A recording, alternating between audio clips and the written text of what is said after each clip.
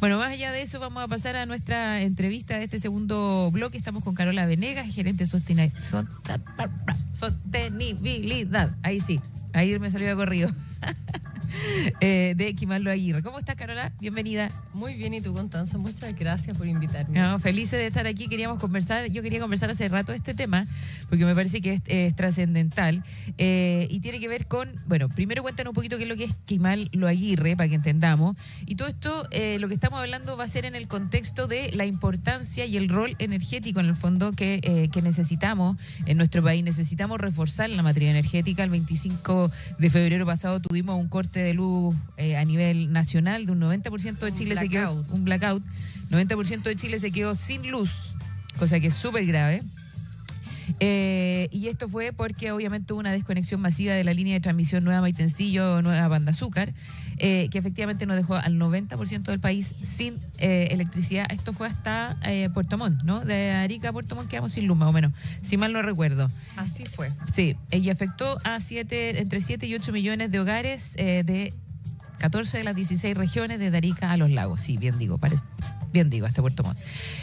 Bueno, tuvimos impacto en el transporte, en los servicios públicos, mira, en temas de salud, las pobres personas que también están ahí como que son dependientes de electrónicas, ¿no? Por alguna enfermedad, mira, súper grave. Pero más allá de eso, del hecho en concreto, solamente para contextualizarle también a nuestros auditores, aunque por supuesto que feliz si puedes también opinar al respecto, Carola, me parece que es muy importante entender cuál es la importancia de la conexión Quimallo Aguirre para como el servicio, la matriz eléctrica de nuestro país.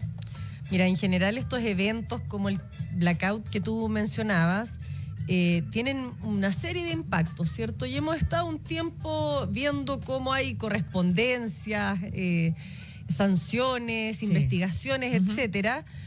Pero también uno puede hacer un espacio de reflexión más allá de culpas y responsabilidades, respecto de la importancia que tiene hoy en la vida moderna la electricidad. Es que es fundamental. O sea, tú mencionabas los electrodependientes, el transporte, el metro, las comunicaciones, los alimentos, etcétera, etcétera. La verdad es que hoy día cuesta imaginar cualquier ámbito de la vida de las pequeñas empresas que mencionabas antes, del transporte, de los hospitales. O sea, nos quedamos sin luz y nos quedamos sin nada.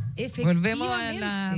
ni siquiera que volvemos. Hoy día, si tú ya sacaste la tetera de la casa, o sea, claro, lo más probable es que ya no tienes cómo calentar agua. Sí. Yo en mi caso hasta tengo cocina de inducción eléctrica. No tengo luz, no tengo cómo cocinar de ninguna manera. No se prenden los califons sin electricidad porque hoy día son casi todos con chisperos. Exacto, o sea, como... ya hasta tengo auto eléctrico, así que ni siquiera puedo salir de la casa a no ser que empiece a buscar la bicicleta. Por lo tanto, la electricidad es súper relevante y lo más probable es que cada año se vuelva más importante. Exacto. Cosas comunes como que se me perdió el exprimidor, me compré un eléctrico, se me perdió el descorchador. Pero también el mismo celular. A mí lo que más me preocupaba ese día, por ejemplo, era quedarme sin batería porque no iba a tener cómo contactar a mis hijos o a mi familia, o no iba a tener cómo enterarme de lo que estaba pasando, ¿cachai? O sea, y a veces mucho más que eso. Yo puedo salir de mi casa solo con el celular y en el celular tengo cargada la aplicación Red y con la misma pago el metro. ¿No? En el celular tengo cargada mi tarjeta de crédito y con eso pago mi almuerzo. La verdad es que yo podría salir sin llaves, sin billetera, pero no sin celular. Exacto. Entonces, y lo más probable, bueno, cada vez más personas van a comprar autos eléctricos, son más baratos que hace un par de años. Es mucho más económico cargar un vehículo con electricidad que ir a la bomba de benzina. Y además no tiene ruido, no tiene emisiones, etcétera. Y además que, claro, estamos tratando de descarbonizar la matriz energética del país para disminuir la emisión de CO2. Entonces es como evidente que necesitamos enchufarle, en el fondo, inyectarle energía a nuestra matriz. Efectivamente, y no solamente CO2, porque en el fondo el CO2, el cambio climático, es un problema global, pero nosotros también tenemos problemas locales como la contaminación. Y por ejemplo, más del 90% de la contaminación que respiramos en Santiago, estos días que no llueve, donde hay preemergencia, tiene que ver con los vehículos que andan circulando. Claro. Por lo tanto, sacar estos vehículos, poner más electricidad es urgente. Y para eso se necesitan retirar los últimos 3.000 megawatts de carbón que quedan y también varias centrales de respaldo a gas o diésel que en las horas que no tenemos sol y cuando no hay agua tienen que encenderse y funcionar, y además de tener emisiones son más caras. Claro, ahora yo creo que igual hay que tener algo de respaldo porque uno nunca sabe en esta vía. Porque el problema hoy día es que el respaldo lo estamos ocupando a diario. ¿Ya? O sea, en el fondo ineficiente el sistema finalmente, si esa es la cuestión. Tiene mucha lógica que si tú tienes un negocio, ¿cierto?, que requiere que el funcionamiento eléctrico tenga un respaldo, ¿cierto? Claro. Un grupo electrógeno con diésel. Pero lo ideal es que nunca lo enciendas, ¿cierto? Claro. Que tengas todos los sistemas para que pueda ser efectivamente de emergencia. Y hoy día el problema es que si no hay lluvia, lo más probable es que empecemos a ocupar estos equipos de emergencia de manera diaria, que además suben los costos. Bueno, ¿esto cómo se hace? No sé si ustedes se acuerdan en el colegio, en la universidad, cuando nos enseñaban los circuitos, ¿cierto? Yo tengo la posibilidad de llegar, al igual que en un camino, con la electricidad, por una ruta o por otra ruta. Mientras más circuitos yo tengo más opciones. Claro. Esas opciones se traducen finalmente en algo que se llama seguridad o resiliencia, ¿ya? Y por ejemplo, si hubiésemos tenido más redes disponibles, lo más probable es que el blackout o hubiese tenido menos impacto, o no hubiese ocurrido, claro, o se hubiese recuperado más rápido. Habría durado, ¿ya?, menos. Exactamente. Entonces, media hora, una hora, no tengo idea, pero más rápido todo. De hecho, claro, hubo lugares como Arica, en el norte del país, que se demoró más de un día en algunos sectores en recuperar, claro, ¿ya? Porque Santiago y sobre todo la zona céntrica son prioritarias en la recuperación. Sin embargo, otros les costó mucho más. Y en ese sentido, el proyecto Quimalo Aguirre tiene, en resumen, varios de los elementos que acabamos de mencionar. Permite retirar las centrales a carbón, permite tener más resiliencia, más seguridad, da más autonomía al sistema y por lo tanto, por eso es que tiene este carácter tan emblemático, porque es parte de los compromisos climáticos que tiene el país, permite cumplir las metas de carbono de neutralidad, eventualmente bajan los precios, da más seguridad, etcétera, etcétera. Eso lo hace un proyecto emblemático, urgente, necesario. ¿Dónde está ubicado el proyecto? Mira, tú me preguntabas qué es Quimalo Aguirre. Sí, la verdad es que los proyectos de transmisión son un poco innovadores en sus nombres, se llaman como la subestación de origen, que es Quimal, que está en la comuna de María Elena, en la región de Antofagasta, hasta la subestación de término, que es Lo Aguirre, que está aquí en la comuna de Pudahuel, en la región metropolitana. Ahí para que entendamos que esto es transmisión, no es generación de electricidad. O sea, ustedes son como la carretera que lleva la energía eléctrica de un lado a otro. Así es. ¿Sí? De hecho, por eso se les llama a veces carreteras eléctricas, pero son las torres de alta tensión. Claro. En donde van estos cables que transportan la electricidad. Ya, y ahí cuánto, en el fondo, ¿cuál sería la capacidad que tiene Quimalo Aguirre? ¿Cuánta energía entregarían y a qué es, y si la entregarían a todo el país o a ciertos sectores, para entender bien cuál es la potencia que puede inyectar al sistema eléctrico central? Mira, en Chile desde el año 2017 que tenemos un único sistema entre Arica y Puerto Montt. Sí. De hecho, por eso tú decías el blackout llegó a Puerto Montt, sí, porque básicamente somos un solo sistema. Claro. ¿Ya? Y lo más probable es que la misma electricidad que estamos consumiendo en este minuto sea muy difícil de identificar de dónde viene el electrón. Puede venir de una central hidroeléctrica de Biobío, puede venir de una central eólica de la región de O'Higgins, puede venir de una central solar del norte o de una termoeléctrica, etcétera. Yeah. ¿Ya? Como somos un sistema, es muy difícil decir este proyecto va a impactar a tales clientes o a tales comunas, porque se genera en el fondo una sinergia y como es una red y son circuitos, en la medida que el proyecto está a disposición de la red, beneficia en el fondo a todos los habitantes y las empresas, etcétera, entre el norte y Puerto Montt. ¿Han tenido mucha dificultad de llevar a cabo este proyecto de Kim Al-Aguirre? ¿Por qué la permisología?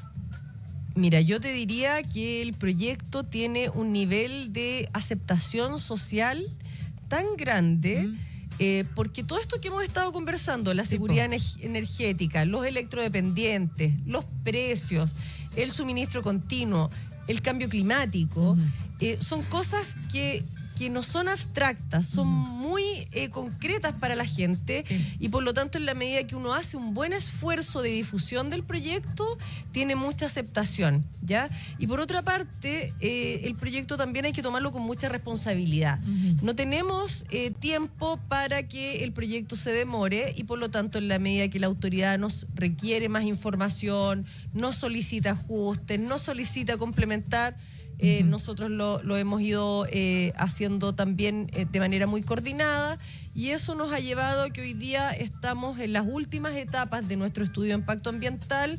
Lo que yo diría que hace cuando el proyecto se licitó y se adjudicó el año 2021-2022, se veía poco probable, ¿cierto? En Chile en general los proyectos de transmisión se hablaba de 10 años, y hoy día vamos, la verdad es que viene en tiempo, primero por la responsabilidad de tener en las manos un proyecto tan urgente, y también porque vemos mucha favorabilidad social. Claro, la gente ya entendió cuál es la importancia también de poder tener estas carreteras eléctricas finalmente para poder recibir el suministro eléctrico.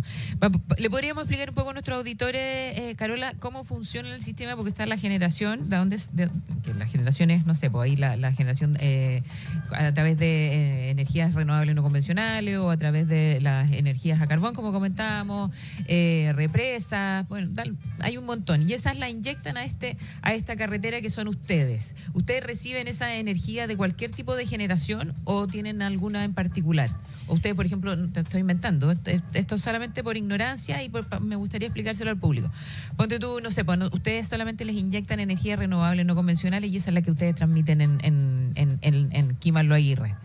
¿Cómo funciona? El plan funciona de esta manera. Es un plan del Estado, ¿cierto? En donde está la política energética, el Plan Nacional de Energía de Largo Plazo. Por otro lado están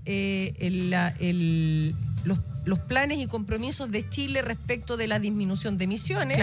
Y el plan indica que en el minuto que Kim Al-Aguirre entra en operación, se terminan de retirar las centrales a carbón que todavía existen en el sistema eléctrico. Perfecto. Por lo tanto, no es que yo decida o lo ponga como requisito de que solamente vamos a poder inyectar energía renovable, sino que el proyecto, parte de sus objetivos es retirar.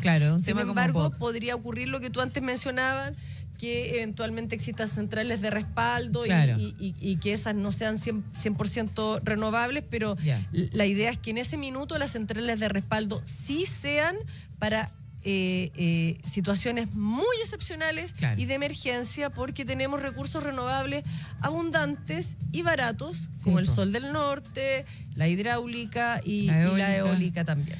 Perfecto. Entonces esta cuestión es un tema más bien como de política de Estado, que me parece súper positivo. Pero además ustedes han tenido algunas innovaciones, o más bien, más que innovaciones, trabajo en equipo con las comunidades y alianzas también con, por ejemplo, la Universidad de Atacama. ¿Sí? Y ahí cuéntame un poquito más de qué se trató ese proyecto, cómo lo abordaron, y la importancia también que esto ha generado en la zona. Mira, un proyecto como Kim Al-Aguirre resulta, por supuesto, interesante para la comunidad, pero también genera oportunidades laborales, tiene oportunidades de innovación, tiene elementos innovadores para Chile, como por ejemplo que es el primer proyecto en corriente continua, y también vemos que es muy importante que los nuevos profesionales se acerquen a la tecnología de manera oportuna, de modo de que puedan aportar en la etapa de construcción. Nosotros esperamos empezar a construir el próximo año, y vamos a tener pic de casi 7.000 personas trabajando al mismo tiempo. Ah, buenísimo. Hasta el primer trimestre del año 2029. ¿Ya? Por lo tanto, la cercanía a las universidades regionales, a los institutos de formación técnica, además de, por supuesto, la información oportuna a las comunidades, genera una instancia entonces en donde nos interesa que estos profesionales que hoy se están formando nos tengan en la mira y se puedan integrar eventualmente al proyecto. Y es muy distinto, o sea, lo que pasa, la tecnología que ocupan en la transmisión o en las subestaciones para empezar a generar la transmisión es una tecnología que ¿de dónde proviene? ¿Es una tecnología de punta? ¿Cómo están haciendo eso? Mira, las torres son torres, la verdad es que muy similares, claro. Sin embargo, como la energía es en corriente continua, esta no va oscilando y pasa por el centro del cable, ya por lo tanto el cable no necesita ser tan grueso. ¿Ya? Okay. La otra, como va oscilando, necesita un cable grueso para mientras más energía transporta. Como el cable es más delgado, ¿ya? La torre también no necesita tanta estructura. Vamos a ver esas torres gigantes que van cruzando. Mira, puede que sea una torre alta, pero es una torre un poco más angosta. Y eso implica que tiene menos servidumbre, corta menos vegetación, etcétera. Y también que no están tan seguidos. Como el cable es más liviano, en general las torres de transmisión están cada 200 metros. Estas pueden estar hasta 500 metros, incluso hay sectores como los atraviesos de ríos que tenemos torres cada 1 kilómetro para no tener que intervenir ningún lecho de río. Por lo tanto, ahí las diferencias tienen más que ver con cómo interviene el territorio, pero en las subestaciones sí, efectivamente, se trata de instalaciones que son únicas en Chile, con nueva tecnología.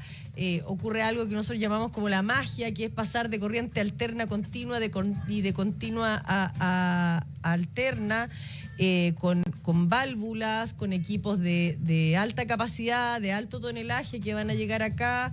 Y las subestaciones se emplazan en alrededor de 25 hectáreas, que son terrenos muy grandes, con distintos sectores. Y eso sí, si yo hubiera estudiado electricidad o algo por el estilo, estaría muy interesada de poder conocer de qué se trata, porque efectivamente va a ser algo muy novedoso en Chile. Oye, me parece súper interesante. Me faltaron un montón de preguntas, Carola, déjame decirte, pero lamentablemente estamos llegando al final del programa, así que los voy a dejar súper invitadas para una próxima ocasión, porque además tiene una alianza con Lemu, hemos estado con Leo Prieto también conversando sobre el tema, entonces me parece que es atractivo volver a comentarlo y también un poco, detallar un poco más toda la tecnología, ¿no?, que traen las subestaciones y qué significa esto para el país finalmente, este proyecto. Pero lo vamos a dejar en pausa para que venga de nuevo, Carola, porque tenemos que saludar. Bueno, y agradecerte la invitación. Caro, estamos conversando con la Carola, sobre Carola Venegas, que es gerente de sostenibilidad de Quimallo Aguirre, sobre esta nueva transmisión, este nuevo proyecto de conexión eléctrica que va a apoyar el desarrollo energético de nuestro país. Voy a saludar al Banco Santander.